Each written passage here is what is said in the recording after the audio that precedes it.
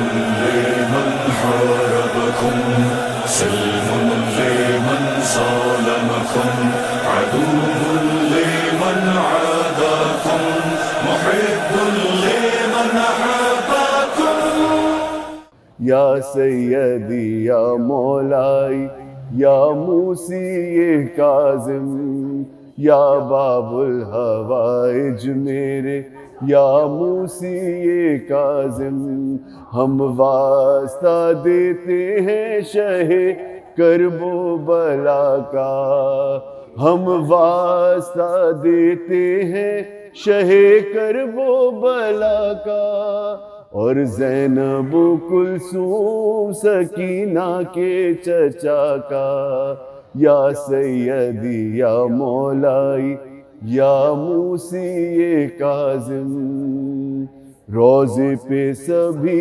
जाएंगे शाही की दुआ है मांगा है जो कुछ आपके दर से ही मिला है या सैयदी या मौलाई या मूसी काज़िम या बाबुल हवाइज मेरे या मूसी काज़िम।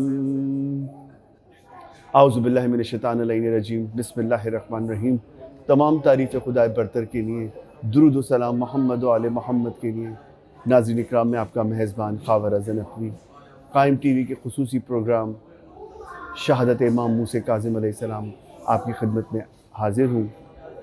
परवरदिगार आलम का ख़ास करम है कि उसने इन ख़ास अय्याम में हमें करबला मौला में हम यहाँ मौजूद हैं और ये प्रोग्राम आप तक लेकर आ रहे हैं। हमारी खुशनसीबी है कि हमारे साथ इस वक्त मौजूद हैं मौलाना एजाज़ अहमद मोहसिनी जो कि मुसलसल कायम टीवी पर प्रोग्राम हमारे साथ कर रहे हैं और आप देख रहे हैं। आइए चलते हैं उनकी तरफ। आज हम बात करेंगे शहादत इमाम मूसा काज़िम अलैहिस्सलाम और उनकी ज़िंदगी के हालात के बारे में कुछ सवालात हैं मौलाना से करते हैं। आप हमारे साथ रहिए, देखते रहिए कायम टीवी कनाडा। अस्सलाम वालेकुम हुज़ूर। हुज़ूर आपका बहुत एक बार फिर शुक्रिया कि आज आपका भी आप हमें टाइम दे रहे हैं और ये एक ऐसा ख़ास मौका है, एक ऐसे इमाम जो कि बाबुल हवाइज जिनका लक़ब है, बेशक उनके ऊपर हम बात करेंगे, उन मौजू पे बात करेंगे। कुछ आपसे सवालात हैं तो मैं चाहूँगा कि अपने नाज़रीन के लिए आपसे वो सवाल करूँ। इमाम मूसा काज़िम अलैहिस्सलाम को किन हालात में इमामत मिली, उस पर थोड़ी सी रोशनी। बिस्मिल्लाहिर्रहमानिर्रहीम अल्हम्दुलिल्लाहि वस्सलामु अला अहलिहा। इमाम को इन हालात में इमामत मिली कि मंसूर दवानकी ने छठे इमाम को शहीद कर दिया था और उसने साथ में ये भी कहा कि अब जो इनका वारिस है, जो इनका मौला, इनका यानी शियों का मौला व आका है, साथ में उनको भी मार दिया जाए। यानी वो ये चाहता था कि सिलसिला इमामत ख़त्म ही हो जाए। और कुरान ने तो कहा कि युरीदून लियुत्फ़िउ नूरल्लाहि बिअफ़वाहिहिम, सूरह सफ़ की आयत है। ये चाहते हैं कि नूर खुदा को अपनी फूंक से बुझा दें। वल्लाहु मुतिम्मु नूरिही, और अल्लाह नूर को तमाम करके रहेगा। तो वो चाहे और खुदा चाहे, बहुत फ़र्क है। उसने चाहा कि इमाम जाफ़र सादिक को शहीद करने के बाद फ़ौरन इमाम मूसा काज़िम को भी शहीद कर दिया जाए, लेकिन ये मालूम नहीं था कि इमाम कौन है इनमें से। इमाम जाफ़र सादिक की कई औलादें थी, ये मालूम नहीं था कि इमाम कौन है इनमें से, इमामत किसको मिलने वाली है। तो उसने ये कहा वाली मदीना से कि देखो, जिसके लिए इमाम ने अपना वसीयतनामा छोड़ा है वही इमाम होगा। तो इमाम जाफ़र सादिक को चूँकि पहले से इल्म था, बिल्कुल, इमाम ने वसीयतनामा 5 लोगों के लिए छोड़ा था। एक इमाम की ज़ौजा, एक वाली मदीना खुद, एक मंसूर दवान की खुद, एक इमाम का बेटा अब्दुल्लाह अफ्ताह और एक इमाम मूसा काज़िम।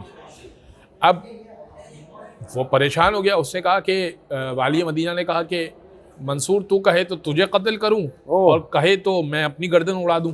यहाँ पर एक मसला पेश आया, वो ये कि लोग जो शिया थे, जो मौला के चाहने वाले थे, उनके लिए इमामत गैर वाज़े हो गई, क्योंकि इमाम को मालूम था कि अगर मैं इमाम अनाउंस करके जाऊंगा, लेकिन अब जो यहाँ शिया थे उनके लिए इमामत गैर वाज़े हो गई।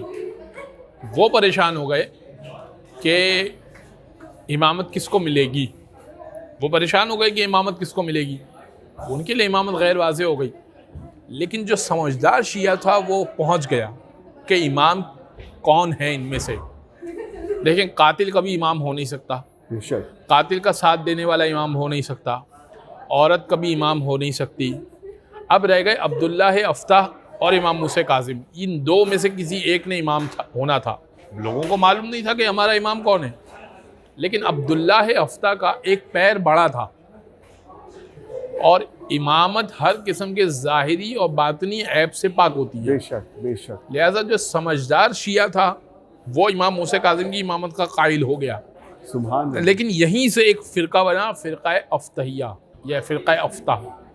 अब्दुल्ला अफ्ताह का एक फ़िरका बन गया जो हज़रत अब्दुल्ला अफ्ताह को इमाम मानने लगे, और इन हालात में इमामत इमाम मूसा काजिम को मिली। सुभान अल्लाह। अच्छा, हारून रशीद क्यों इमाम मूसा काजिम का दुश्मन था, इस पर थोड़ी सी। अच्छा, मंसूर के मरने के बाद खिलाफत तब्दील हो गई और अब्बासी खुलफा का दौर शुरू हो गया।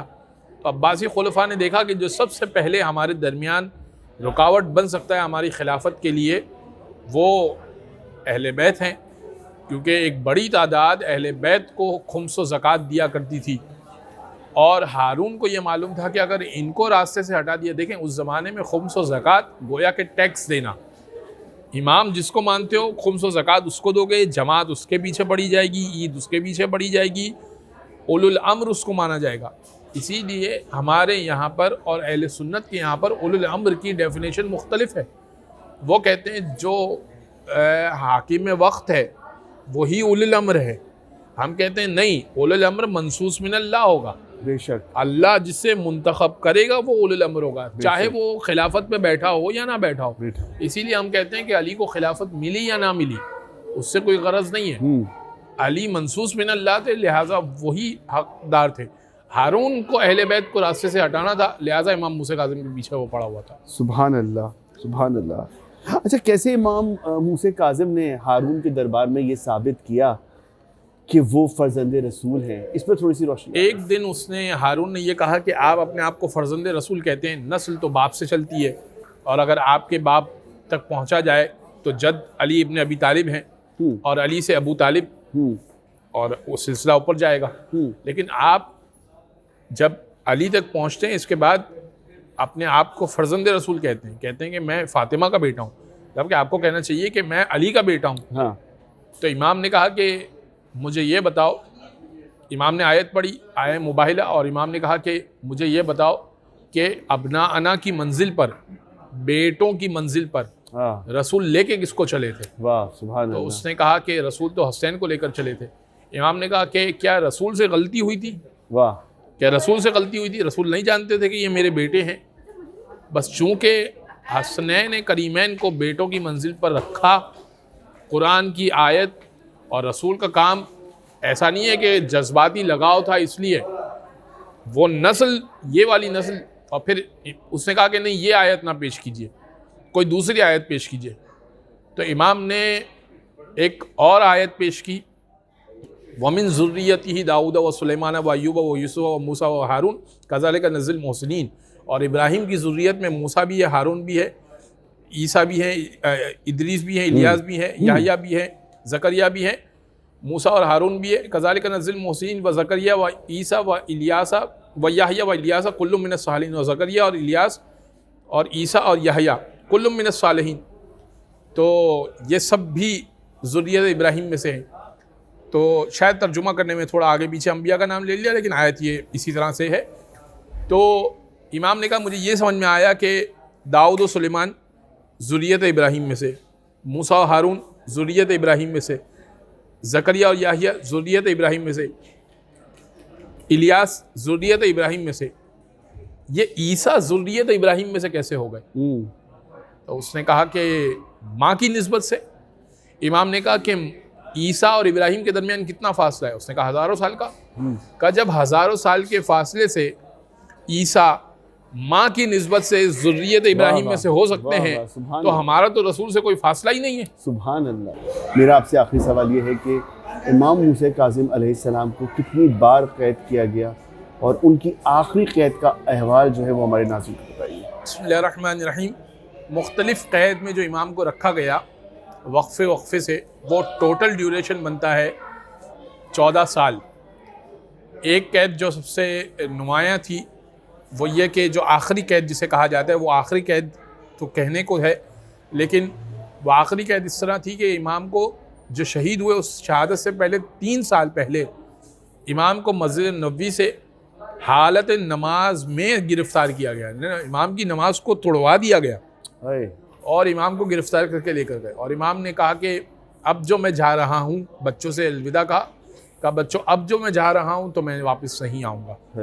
और इमाम को उन 3 साल में मुस्तकिल कैद मिली, एक कैद से दूसरे ज़िंदान से, एक ज़िंदान से दूसरे ज़िंदान, यहाँ तक कि हर ज़िंदान वाला मौला का चाहने वाला हो जाता था। फजल बिन रबी कहता है हारून रशीद से कि तूने ये कैद का दारोगा था, ऐसे कहा कि तूने मेरे पास कैदी रखा है, ये कैसा कैदी है, दिन में रोज़ा रखता है जब खाना पेश करता हूँ, रात में मैं इसके लिए बिस्तर का इंतज़ाम करता हूँ, तो ये इबादत कर रहा होगा। खैर फजल बिन रबी भी कुछ माइल हो रहा था, तो हारून रशीद ने सिंधी बिन शाहिक के कैद खाने में डलवा दिया। अब मौला का एक चाहने वाला कैद खाने में इमाम से मिलने के लिए आया। सिंधी बिन शाहिक का कैद खाना बता रहा हूँ आपको। उससे कहा कि मुझे इमाम से मिलने की इजाज़त दे दे। तो उसने एक रोशनदान खोल दिया और उसे कहा कि नीचे झांक कर देखो। यानी वो कैद खाना बहुत नीचे था, दरवाज़ा ऊपर है और नीचे सुरंग बनाकर उन्होंने कैद खाने में डाला हुआ था। उसने रोशनदान में से झांका तो देखा कि एक कपड़ा बिछा हुआ है। उससे सवाल किया कि ये तो एक कपड़ा बिछा हुआ है, मेरा इमाम कहाँ है? कहा बस वो जो देख रहे हो वही तुम्हारा इमाम है। ना इमाम को सीधा खड़े होने की गुंजाइश थी, ना पैर फैलाने की गुंजाइश थी। मैंने आपको कहा ना कि ज़ेरे ज़मीन कैद खाना था, ना दिन का मालूम होता था ना रात का पता चलता था। ऐसे कैद खाने में रखा गया और इसके बाद मौला को उस कैद खाने में जहर वाला खाना दिया गया।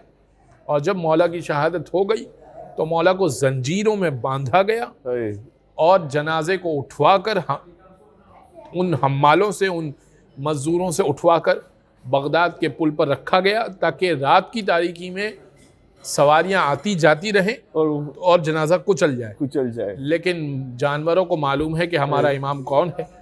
वो जानवर रुक गए और फिर एक सहाबी मौला का करीब आया, उससे देखा कि मौला का जनाजा है। 3 दिन तक इस तरह था और फिर उसने लोगों को इत्तला दी और फिर इमाम रज़ा आए और उन्होंने जनाजा और नमाज को अदा किया।